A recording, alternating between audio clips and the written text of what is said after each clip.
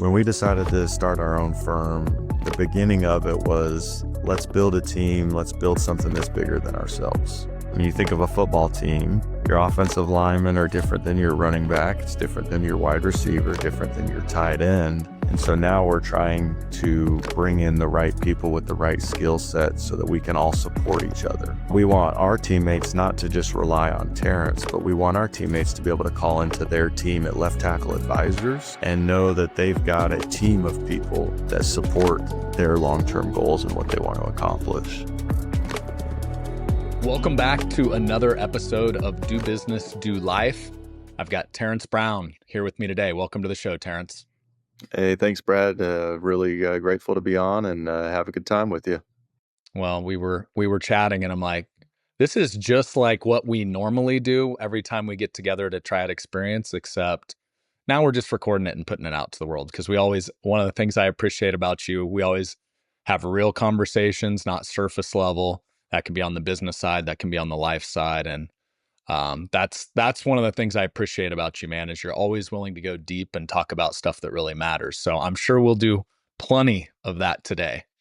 Yeah, let's get vulnerable. Let's go after it. Okay. Hey, that's where the breakthroughs happen. So, well, the first thing, I just have to kick this off because when I met you the first time, we had a natural instant connection because we both played college football. You at a higher level than I did. So you were a South Carolina boy, found your way to BYU, played Division I football, spent a year with the Dolphins. And then from there, was it Canadian Football League for a year? United Football League United at the time. Football League. Yeah, Omaha Nighthawks. It was a great experience. This is Omaha, like Nebraska? Nebraska. Yeah. Dang. Had I only known, I could have taken the short road trip up and come and watch, man. I made a whole 28 grand there that year. It was phenomenal. I bet you put some good blocks on some people though. Was that arena league or was that outdoor? That was outdoor, 11-man football. Yeah. That league lasted like 7 or 8 years. It was a good time, but it was a reminder, or not a reminder, but a awakening that it was time to move on with life and figure something else out. But it was good. Well, one of the things that I find common about finance is there are a lot of former athletes that find their way into kind of the role of financial advisor. And I think one of the things is, if I look at, I'd love to get your take on this, but if I look at football, it's a team sport, ultra competitive. Obviously, if you're not giving your all on the field, you better have your head on a swivel because you don't know what's coming at you. And I find like that inner competitive drive, as soon as you get done, it's like, dang, it's time to hang up the cleats. It's kind of like, where do I get that from now? And I find like finance is sometimes grown up sports. It's like, hey, I can get what I put in. I put in the work, I can grow a business. Just like if I put in the work in the weight room, I can get out on the field. But what's your take? What is some of the success that led to your success in football, D1 and on? What things translated to you having success as a financial advisor? Man, that's a great question. My brother, who actually also happens to be in this industry now, he tells me, we're competitive, and a lot of times we gauge our success sometimes on what other people are doing, and we try and compare where we're at to where they're at. But he always tells me, and I appreciate him saying this, he says, dude, you just keep showing up. And that's how workouts work, right? It's like, just show up, make it through. You might throw up at the end. Your body's going to be worn down, right? But if you can keep showing up the next day and be ready to take another beating and just keep at it, I think that's the biggest takeaway I've gotten from my sports career is get there again the next day and keep rolling, because it's tough, right? I mean, life is tough, business is tough, playing sports is tough, and those that can just kind of weather the beating and remain, in it, those are the people that I think find significance and find, success. Yeah. I think that's a simple idea, but profound. Because I think a lot of times, we talk a lot about vision in business and, hey, look 3 years in advance, where do you want to be? But I think sometimes people forget, sometimes business is one day at a time. And I remember, I think I was a fourth or fifth grader, and baseball, summer baseball, and we were in the state championship. I was pitching. I threw one of the best games of my life, like 5 innings. I think I threw a two hitter, like struck out 11, and we lost. And I remember just being crushed and like crying my eyes out. And I remember how you have those memories growing up. This was one of those memories of my dad. He said, he's sitting on the bed next to me. I'm just destroyed, worst day of my life up to that point. And he goes, Brad, the sun will come up tomorrow. And sometimes in business and in life, to your point, you just have to wake up, show up the next day. And some days it's a little bit of a battle, but then you're like, okay, I put in the reps, the tide has turned, and some of those no's start becoming yeses. And I think there's so much truth in that idea. So what did you have some adversity in sports that you had to battle through, injuries or anything like that, or maybe even in business where you're like, okay, strap it up tomorrow and just go back in? Yeah, it's funny.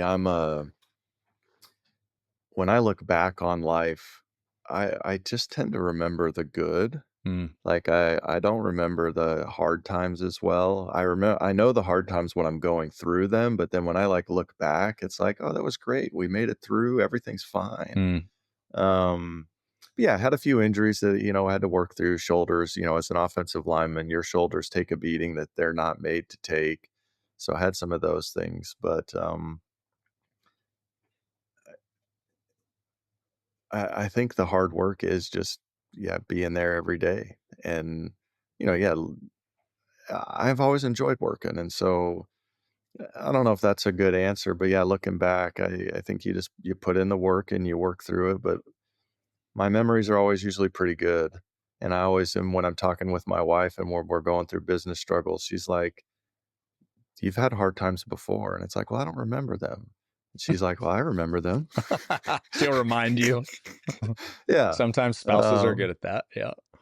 yeah. No, but It it's like, when you build a muscle and when you continue to work it and, it's there, right? And you can just keep working the muscle, but if you go a month without working the muscle and then you come back, you were like, "Oh, I didn't work this muscle for this time," and then you feel it, right? I don't know if that Mhm. makes any sense, but Well, it's I'll stacking those wins and those yeah. bricks on top of each other. Well, I'll translate that to how I've seen you show up as a Triad member.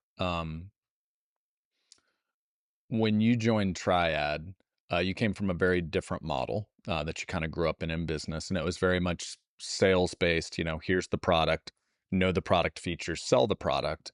And as you've really evolved into more of a holistic planning firm, where it's less product driven and more plan driven, how can we Mhm. help people, and then what are the tools we put into the plan?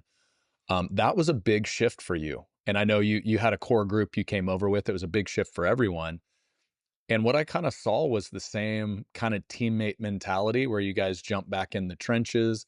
You're like, "This is new, there's new language," and it was tough because you'd kinda mastered the old way, but the new way, it was kinda like changing your golf swing. It's like, "Uh-oh, I'm shanking it to the right now consistently." And, how I saw you show up, though, back to that show up every day, you showed up as a humble student, no ego, and you're like, "Guys, I'm kinda sucking right now. I need your help. What do I need to tweak and change?" And and then I just continued to see the growth and evolution, and not like there weren't a couple setbacks every once in a while.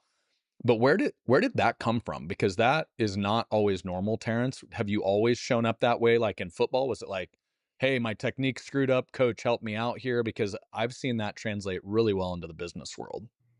No, yeah, I mean, I do think sports lends big to that, right? Especially at a high level, um, everything is filmed, right? Mm, It's a full-on production, right? When you play sports at a high level, every every period at practice is filmed, it's reviewed, it's looked at. And so I think feedback is a huge part of life, and those that can embrace it and just look at it for what it is, and then, how do I take this feedback and move forward?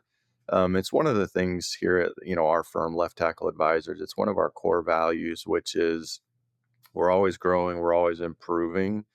I know that today we're better than we were 6 months ago, and I know that in 6 months we're going to be better than we are right now, Mm, because it's an evolution. And yes, we went from a very, product driven approach to helping people, and we did a ton of good and we've helped a lot of people, right? mhm, To where now it is more, you know, let's build a plan for you. Let's understand you as a person. Let's understand what's most important to you. How do you envision your retirement? How do you envision life going? What's the impact you want to leave, right? And then building a plan around that, giving them the confidence to go out and spend the time, to live more and to leave their mark. yeah. Which, by the way, I love your brand, and I'm still jealous of the hats you created, so please bring one to I s- Utah. Please bring one to I you. I got will you. I I will got you. purchase it. They're so cool. Um, No. but, let's go back to, let's go back to watching game film. Um, as a football player, I relate deeply with that. I think most people that haven't played at a higher level don't understand you spend more time in the film room than you do on the field. So there's more time analyzing the chess game on the field than there is actually participating in it, and you cannot hide on film. Like if there is an error, it comes out, and not only does it come out, it gets rewound, and you get your coach is on you. And I think a lot of times in finance, we never watch game film. It's like, oh, I did the seminar. Oh, I only booked 10% of the room. Oh, and then we make the excuse. It's plate lickers, they're Hollywood extras, whatever our term is for them. But in reality, we don't take the accountability of like, wait, maybe I failed to communicate in a way that inspired those people that I could help them or was clear enough. So, how have you incorporated kind of that concept of watching game film into the business side of what you do? Yeah. Well, and especially in the last couple of years with the evolution of AI and, the abilities that are there. Yeah, I record every seminar that we do, every workshop, and and I don't go back and listen to every single one of them. Time is a little sparse nowadays, but I have kind of used AI to create a coach. You can do so many amazing things with it, but obviously you prompt it, you kind of tell it what you want it to do, how you want it to coach you, the things you want it to look at, and I get pretty instant feedback, and it'll let me know, hey, you connected really well with your intro story tonight. Um, your content was sporadic, or you didn't get to the point quick enough. And at the end, when you're inviting them to take action and you're inspiring them to, come in and meet with your team to get that help and cast that vision and understand what a retirement can look like for them. So, um, yeah, just always getting the feedback Mm, and trying to grow and learn from it. yeah. The concept, which by the way, that you just hit on, that is easy to say, hard to do, is put the feelings aside for the feedback. Because I mean, it's wild. AI, you can have one of the world's best seminar coaches in your pocket in your cell phone. You just drop the audio in, drop the video in. It will give you very direct, honest feedback based on whatever you say. Like, hey, pretend as if you're Tony Robbins, who's one of the best speakers I've ever seen live. And now tell me how his presentation and engagement compares to mine. Guess what? AI can do that now. And the problem is most of us, that ego or those feelings get in the way, and we're like, "Oh, that hurts. I don't like to hear the fact that I talk too long and ramble." So how have you gotten past that where you're just like, "Just give it to me, coach." Like whether it's AI, whether it's, somebody you're getting coaching from, how have you gotten past the ego and the feelings? I think just with time. I mean, I've been coached since I was 5 years old, and some people coached me really well and gave the feedback in a good way where you can be receptive, and, I mean, I've been called things that you would never wanna repeat on the air, right? And Yeah. I think over time, I think I think all feedback is valid. The way that it's given, especially from, like, a sports, right, Mhm. is not always maybe the way it should be given or but if you can strip away how it was given and actually just look at the feedback for what the feedback is, and then you can evaluate and determine, "Yes, that's accurate, and I can improve from this," or, "No, that's not gonna help me moving Mm. forward." I think the other thing, though, you do gotta be careful with AI is because you can coach it to be as nice to you as you want it to be, and you can coach it to be as critical as you want it to be, and so, it's just like a human being, it learns who you are, and so it can tell you what you wanna hear, right? Yeah. That, confirmation bias that we all seek sometimes, like, you can find any research or information to back up the way you feel, and so you wanna try and create it to be as agnostic as possible, if that makes any sense. Mhm. You hit on something that I actually learned in therapy when it comes to feedback. Separate the message from the messenger, which is really hard to do. If somebody's yelling at you, which by the way, on the football field, that does happen a lot. But if you separate the messaging of it to the message of like, hey, Terrence, you missed that block. You need to, drop this foot faster, whatever. You're like, oh, okay, yeah, he's right. Let me do that next time so I perform better. Um, Really hard to do sometimes in business, but I think it's such a what I see some of the people I respect the most in business, the best leaders, have gotten very good at when their team members even say, "Hey, this is kind of how you're showing up in the meeting. I'm not sure you're trying to, but you are." The natural resistance is defensiveness. And then you're like, "Wait, what if they're right? They cared enough to tell me." That's a pretty cool thing. That's what you want from your team. So, um, before we get off that topic, anything else that comes to mind just with your team dynamics as you've grown, as you've, grown more into a leader where you've got a team that you're overseeing, anything else where that's played out?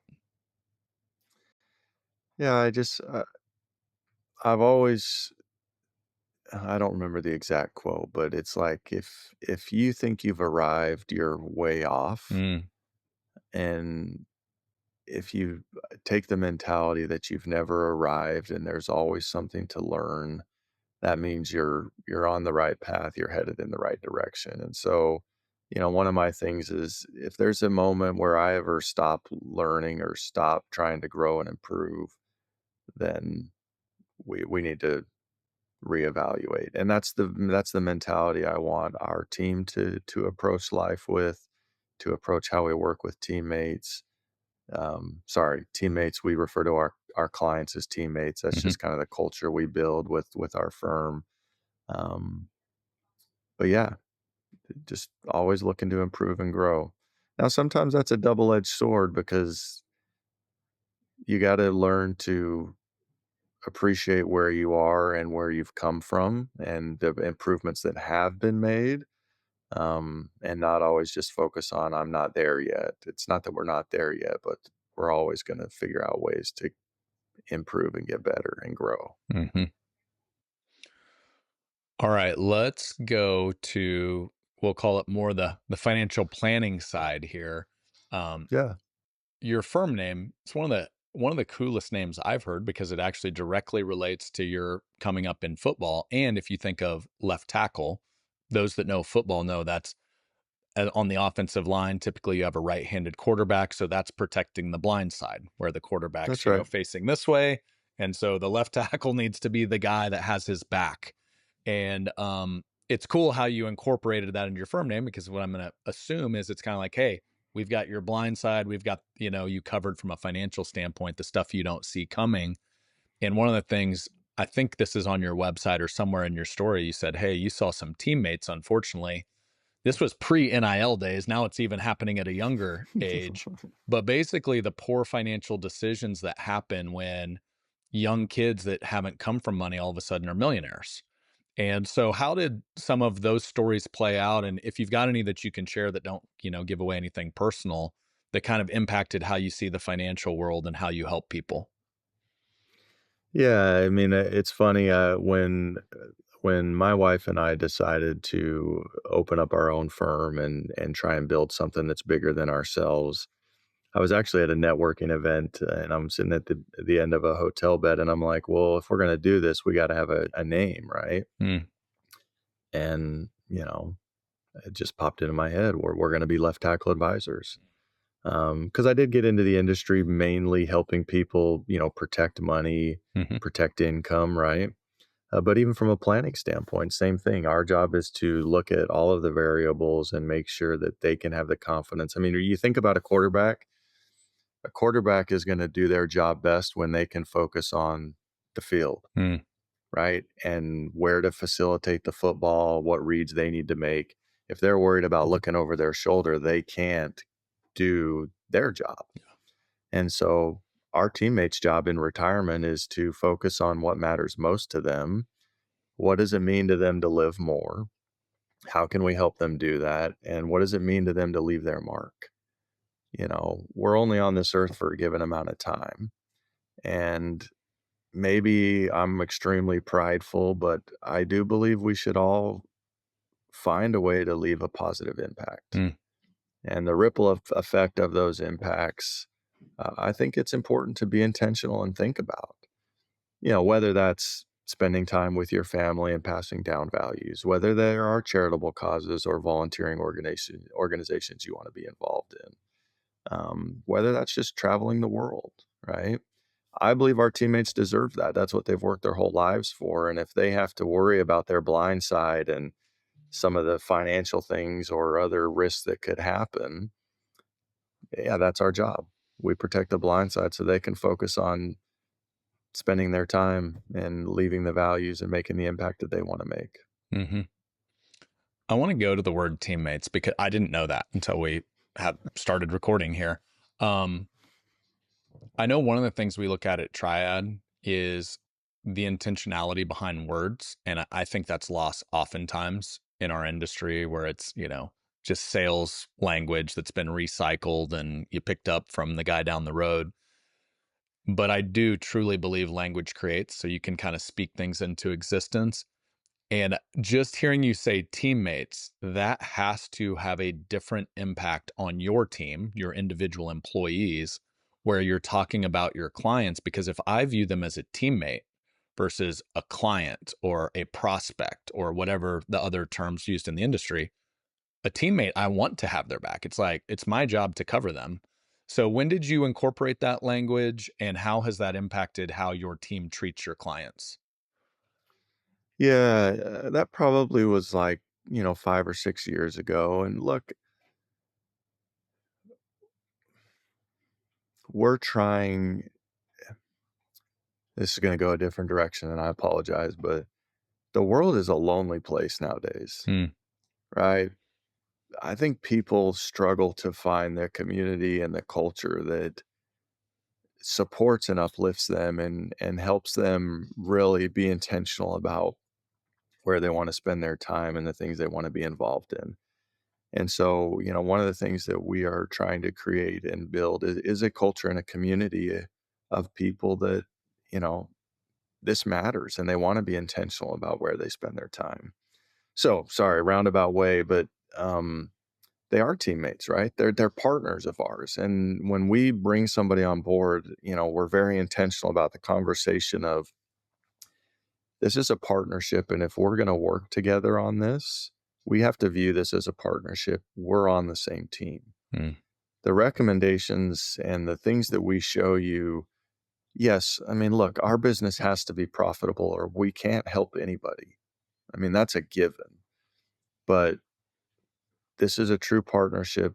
You're teammates of ours. And so any recommendations that we make, we want them to be in your best interest so that you can accomplish all of the things that matter most to you.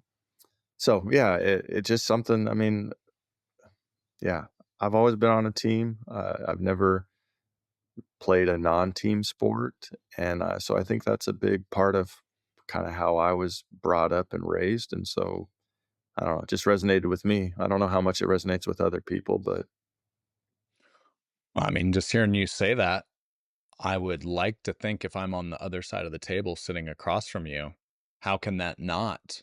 How can I not want that? I think a lot of retirees, to your point, you've got the Facebook feeds, you've got the news feeds that are just trying to scare the life out of them every day when they click on the TV.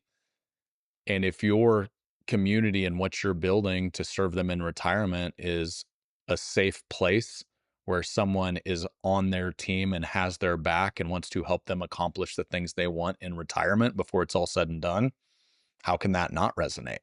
I mean, from my side, I mean, that's what I'd want in life. What, yeah. how is that applied internally? Like when you message that to your team and you're like, hey, Joe and Sally, the 65-year-old couple that just came in, that our teammates out there, have you seen that make a difference for how your team serves them? Yeah, I'm really proud of the way our team shows up and the way that they view the people that trust us with their life savings. Um, it is about, how can we make an impact and um, what are we going to do to support them. And so it is really cool when you start hearing your internal team, our team here at Left Tackle Advisors, start calling our teammates versus, hey, this client called in, hey, this teammate called in, here's what they need, right? Here's what we're helping them with. Or, you know, this teammate's coming back to a workshop. Um, this person called in and they had a grandkid. And so, we have a way in the office of, sending out little things of, hey, we heard you had a grandkid. Congrats. Here's a little something, Mhm. just little things like that. Um, so Cool. yeah. All right, so let's get to, you've got a really cool growth story. Um, so before we hit record here, we kind of rewound the clock. So I'm just going to give a quick breakdown, and then while I'm doing that, Terrence, I would love for you to like think through what I found in business. When you look back, there's certain inflection points or breakthroughs. They're like, hey, we kind of hit this glass ceiling and boom, this was a huge breakthrough for us. They kind of got us to that next level and did it the right way. And sometimes there's setbacks where it's like, hey, oh yeah, we learned this the hard way and here's the lesson we learned and we didn't repeat it. So got into the business in 2013 after you hung up the football cleats. Um, 2015, you met a mutual friend that's also another Triad member who has also done an episode, Nico Pesci. And so you guys kind of connect out in Utah. And then 2017-ish, you and Nico kind of joined the same firm. You're like, hey, let's go back to the East Coast and I'm going to set up shop. So from Utah, Raleigh, North Carolina. And then you kind of grow on this growth track. 2018, about 5 mil, 2019, 10 mil, 2020, obviously the year of COVID, kind of flatlined at 10 mil, 2021, 15 mil, 2022, 17 mil. 2023 really started focusing on gathering assets as well and managing those. So about 23 and a half, 24 mil. Last year, 2024, 33 millish. And this year, off to a good start. You're pacing for about the same, 14, 15 mil. We're halfway through the year right now as we record this.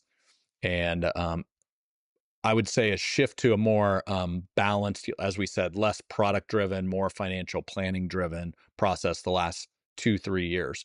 So as we go back and rewind, is anything stick out in your head, Terrence, of like, oh, this was a breakthrough, this was a learning that you can share with the audience out there? Yeah, I think got into the industry with the firm.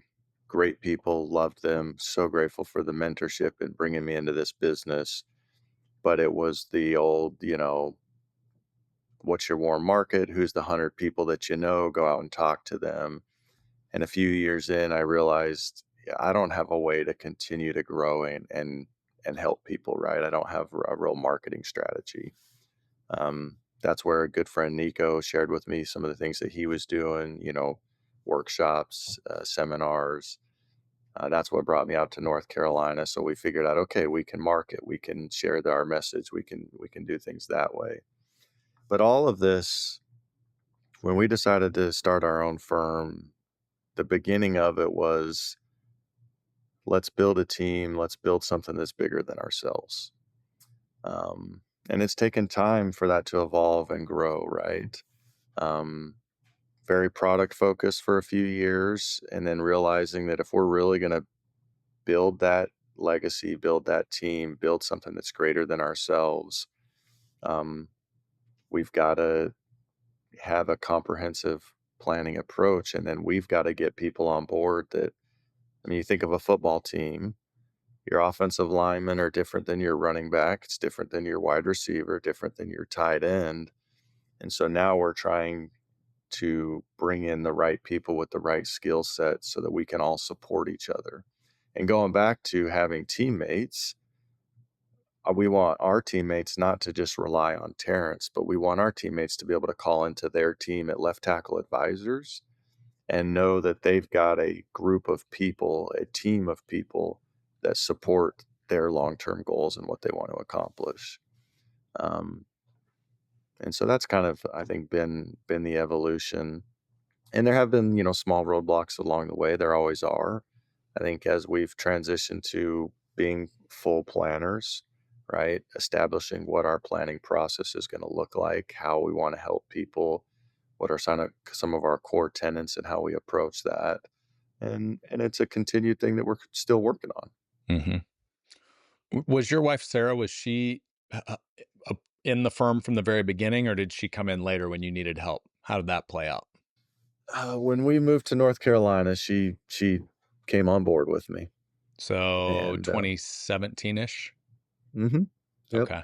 And yep. was it just the 2 of you for a while as far as the Yeah, it's total team? just yeah, just her and I for a couple of years, and then we've added team members as we've grown and had roles to fill. And so today we've got a planning and service advisor, really really bright young kid. We're super pleased to have him on board, and he's helping round out the team and bringing his uh, perspective, which I think a good leader is going to listen to those perspectives and understand that, you know, bringing those skill sets together and Mhm. matching them how they complement each other. So that's been fun to try and figure out. It's not easy, but it's been fun. Yeah. We were just, we just had a prospective, who actually he just joined. So we think that's Triad member number 73 or 74 now. And, Nice. he was in very much the season of grind where it was it was not we. All of the client stuff was coming to him. And we kind of walk through the concept, as you're familiar with the triad advisor model, the three different types of advisors.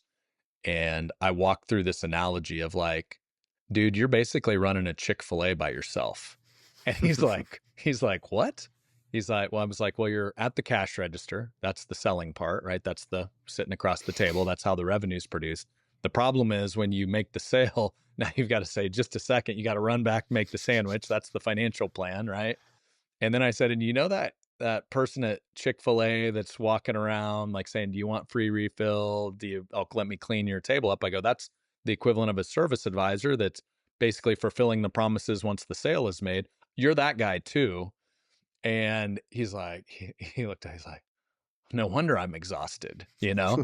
But the truth is a lot of financial advisors, that is the dance they're playing all day, every day. So how far back were you doing that before you said, "Wait, I gotta get some help here. I've gotta start to build out this team"? I mean, if I'm being fully transparent, I think we're still in some Mm, of that, right? As we're learning to grow and evolve our business. But yeah, definitely, 2 years ago, that's exactly where I was.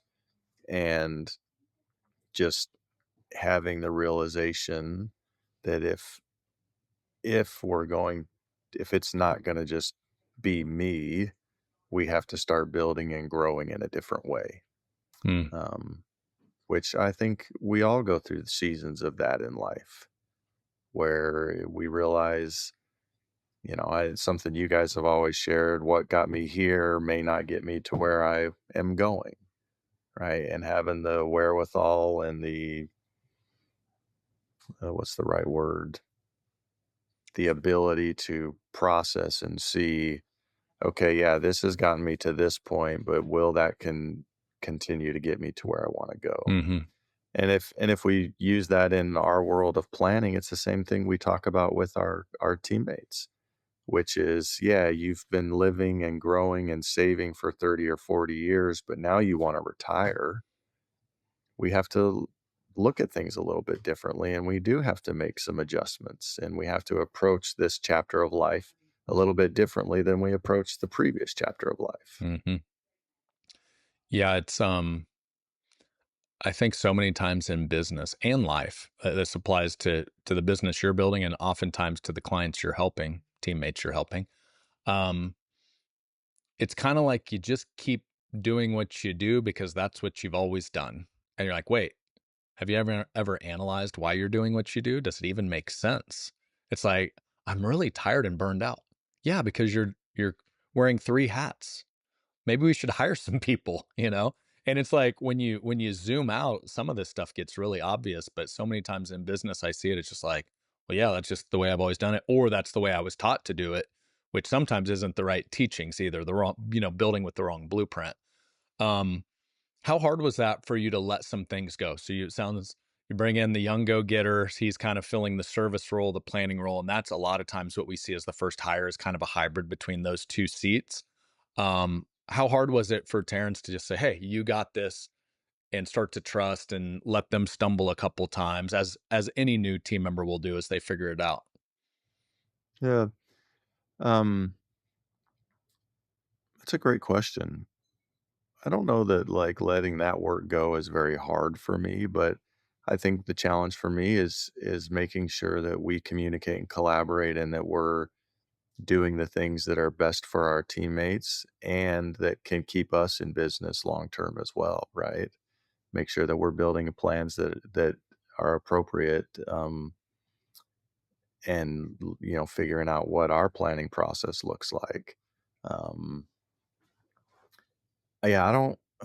Well, my wife would say, you have a harder time letting things go. I do think as a business owner, sometimes when you evolve from knowing everything to not knowing everything, like Mhm. making sure you've got the checks and balances in place so you don't panic that you don't know everything anymore. Yeah, You've probably gone through that at for sure. Triad.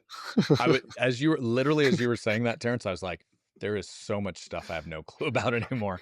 Um, And that's yeah, scary, yeah, but if you build the right team and you have the right people on board with the right long-term vision, and you have the checks and balances to make sure along the way nothing's getting missed. yeah.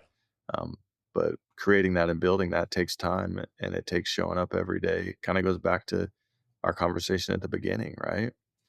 I think the people that have the long-term success, they just continue to be there every day and have a growth mindset, willing to learn, not thinking that they have all the right answers, and letting people grow into the roles that they want, that are appropriate for their skill set. Well, and so here's something I don't want to pass over because you've said it without saying it.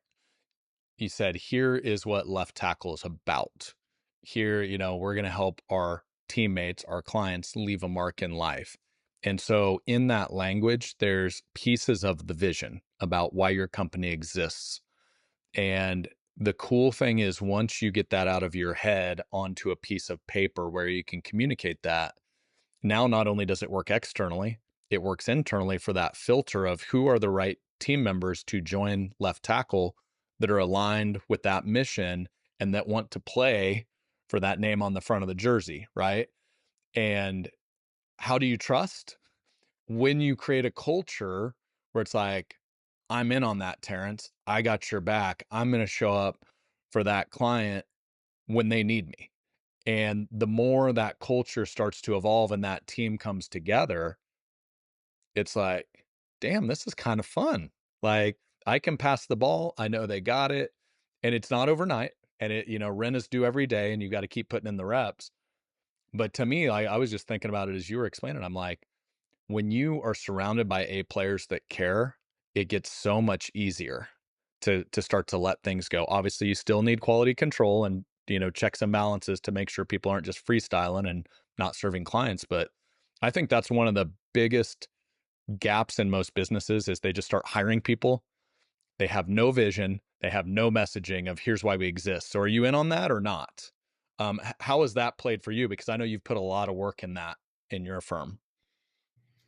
Yeah, it's helped a ton, and it does give you that filter through which you're gonna make your decisions moving forward, right? As we work with our teammates, I always express, look, the filter that we make decisions here at left tackle with you is not how does this impact us today or tomorrow. The filter through which we make decisions is what is the impact this has 5, 10, and 15 years down the road. That's how we want to make our decisions. And it's the same with, our internal team members. We want people on board who do see where we're going and what we're trying to accomplish and the impact and legacy we're trying to create.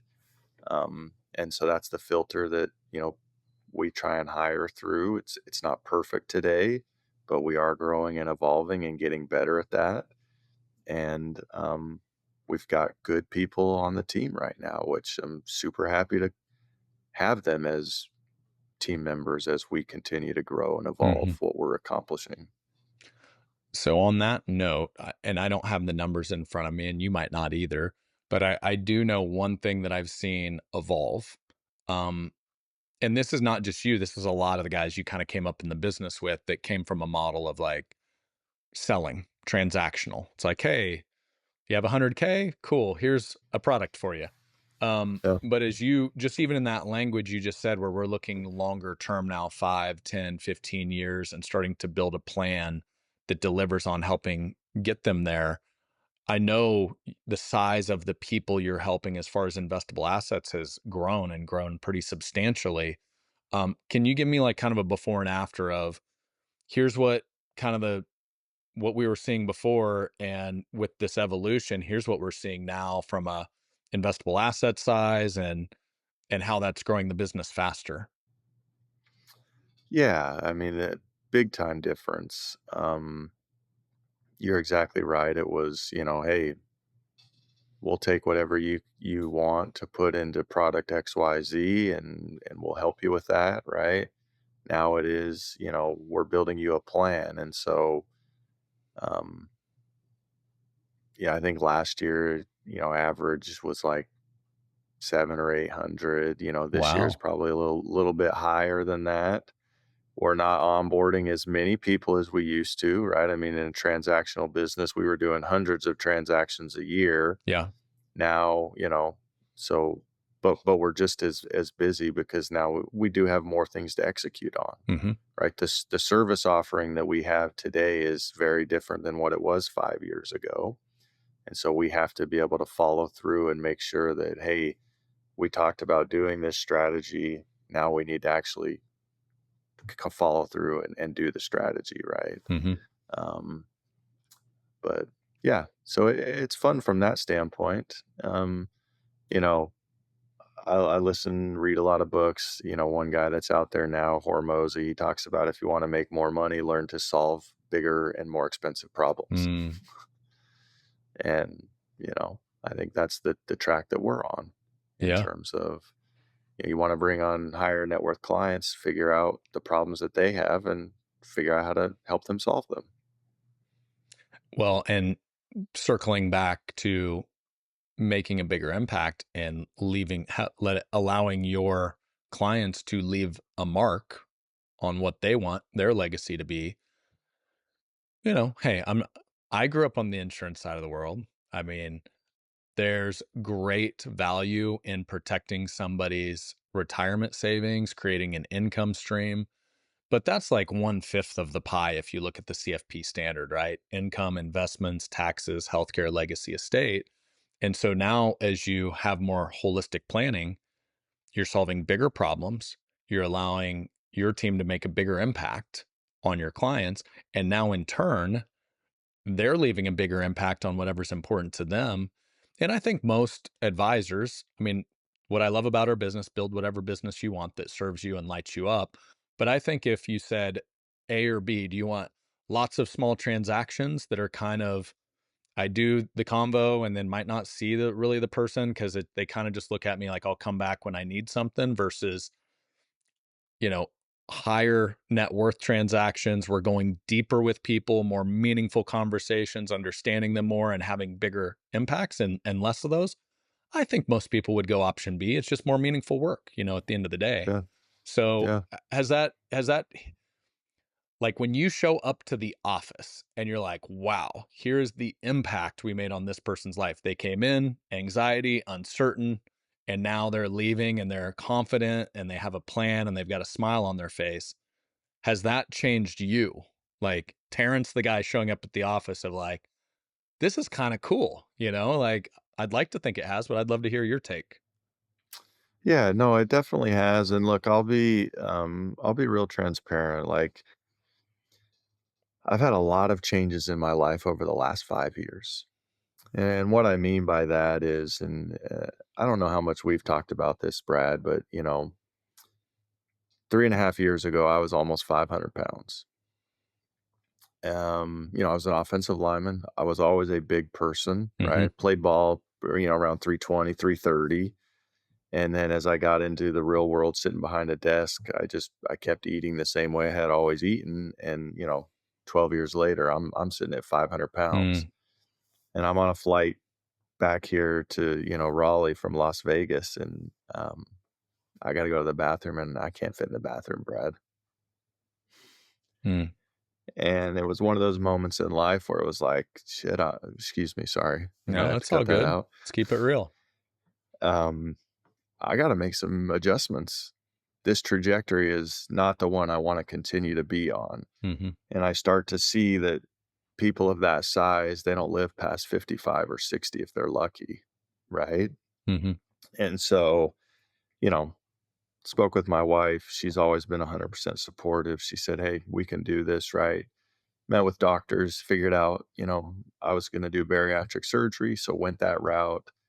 And going through that transition and the support that I've had from friends and other people and changing my health and my life trajectory from that standpoint made me realize I wanna have that type of impact on people's lives that we work with and our team members' lives, right?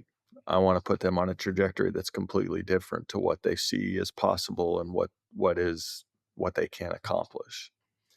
Um, and so, yeah, today when, a teammate of ours sends us a postcard from the Bahamas because they're confident in their plan and that they can go take some of the trips that maybe they've put off or not done. I love seeing that.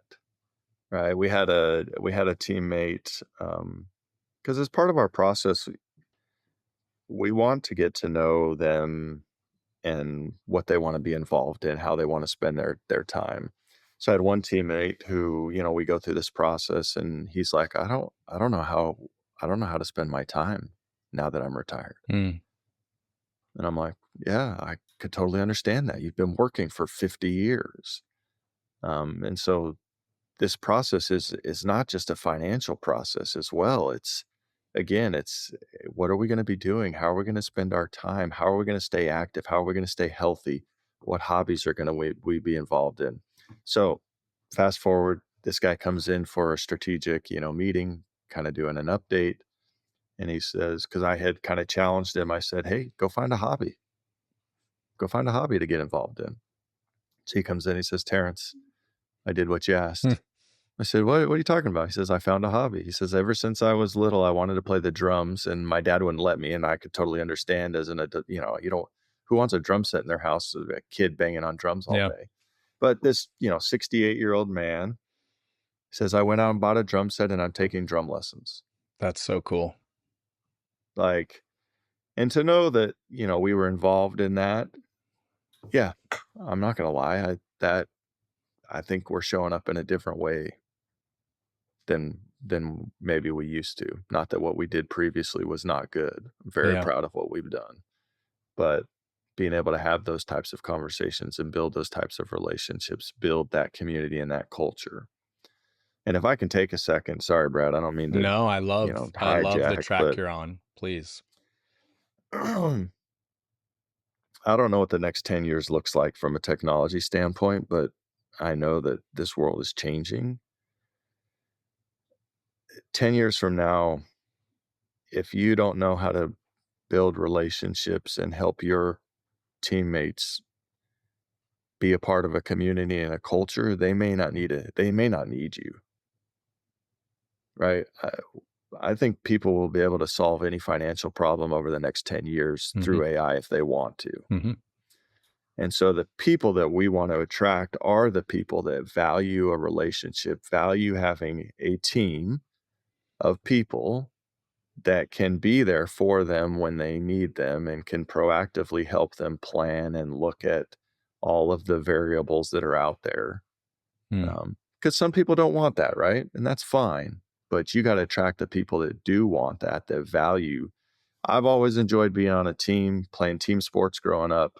I like knowing that people have my back and that we're working towards a common goal.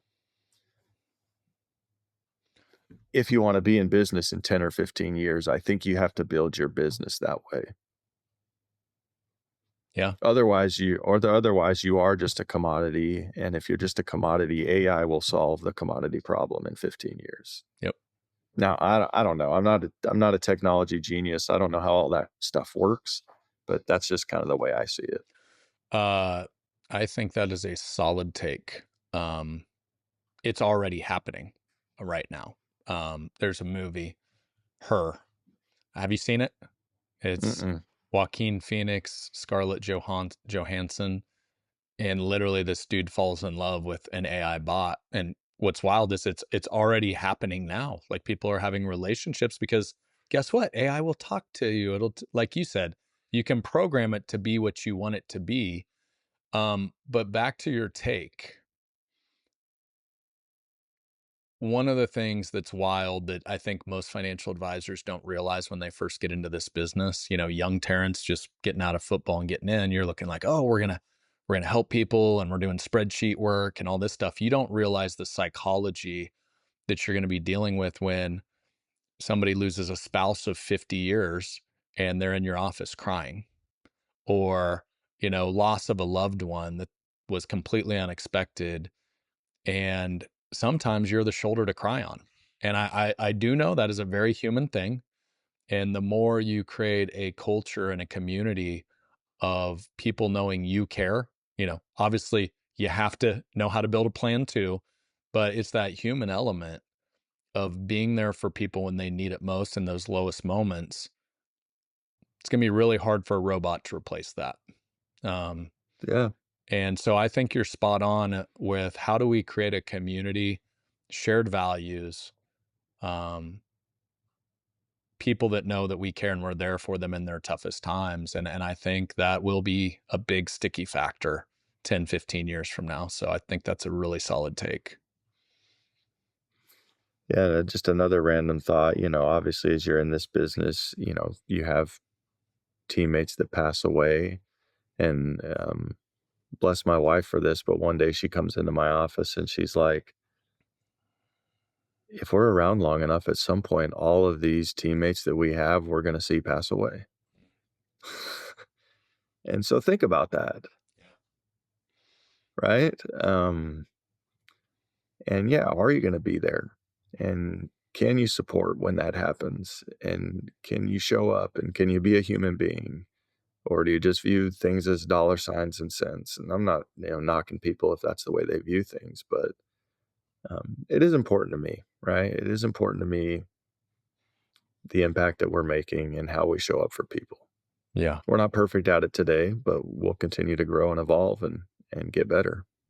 Well, I think it all starts with the intention and the heart, which you obviously have. And I know that your clients feel it, guaranteed, because that you wear it on your sleeve, which is one of the reasons I instantly the first time I met you just was like, I like this dude because you just wear it on your sleeve. You are who you are, and those are the sort of people I want to surround myself with. Well, I know we're getting close to the end here. So we're going to go to kind of a little bit of the do business, do life side. So, being that it is Friday in Silver Lake, Kansas, and I accidentally opened a card store and it's trade night tonight, I have to ask you, how is your cardboard addiction going? How are you keeping that active? It's not as heavy as yours, but I do enjoy, picking up a few cards and memorabilia here and there. In my most recent, I've got a little collection of signed baseballs from, some of the '90s Braves, John Mm, Smoltz, Tom Glavine, Greg Maddux. I gotta find a few more, but, yeah, some of the nostalgic look out, we're all 8-year-olds at heart. true. I mean, we're trying to adult in this world, but we're 8-year-olds at heart, and we love doing little things that, bring joy and happiness, and I have a little nostalgic, bone in me that I always like to feed, I guess, or Yeah. whatever. Well, hey, back to your 65, 68-year-old that's learning how to play the drums. Someday when you hang it up and you got to have something to do.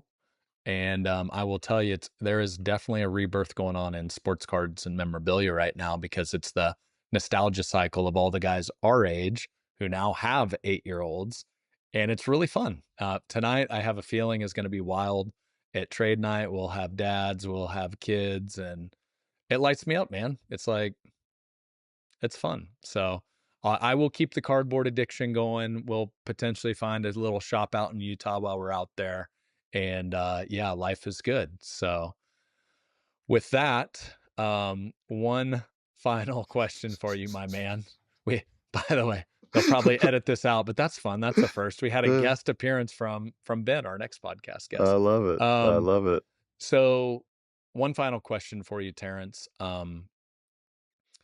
When it comes to, obviously we've talked a lot about it at Triad, one of our missions is to do business, do life, do business with people we want to do life with, also help you build a business that allows you to bless your life. It doesn't just become your life, like unfortunately happens in finance a lot. So I would love to hear your take. What does do business, do life mean to Terrence? Yeah, it it means having the freedom to be intentional on how you spend your time. And so for me, it's, as we build our business, I want to be able to create time to do life with my wife, Sarah, and to do the things that we enjoy. And so one of the things that we do every year is we're trying to hit every baseball stadium. So last year we went to Philadelphia, caught a few games there. I'll tell you this, if you're a Braves fan, uh, wearing Braves stuff to a Phillies game, they don't like that.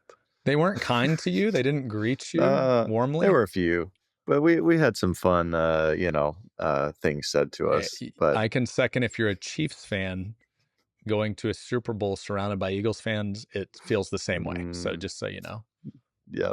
This year we went to, Fenway, we went to Boston. We'll figure out where we're gonna go next year. You That's hit one of the Atlanta too, things. didn't you? You hit Atlanta when we Yeah, were in Atlanta. yeah, Yeah. I've been to a few games in Atlanta there at Truist, but, doing life is, yeah, finding time to spend, with the people that you care about, and Mhm. so, yeah, that's what's important to me. Awesome, brother. Well, always enjoy our conversations. Thanks for carving out the time. And fortunately, get to see you in a few days out in Utah. So Sounds good, till I brother. see you in person. Sounds good. Thanks, Brad.